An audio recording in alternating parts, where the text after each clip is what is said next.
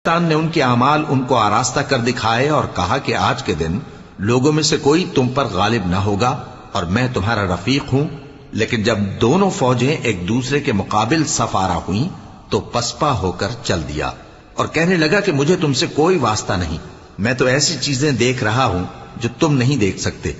مجھے تو اللہ سے ڈر لگتا ہے اور اللہ سخت عذاب کرنے والا ہے. اس وقت منافق اور کافر جن کے دلوں میں بیماری تھی کہتے تھے کہ ان لوگوں کو ان کے دین نے مغرور کر رکھا ہے، اور جو شخص اللہ پر بھروسہ رکھتا ہے تو اللہ غالب ہے، حکمت والا ہے.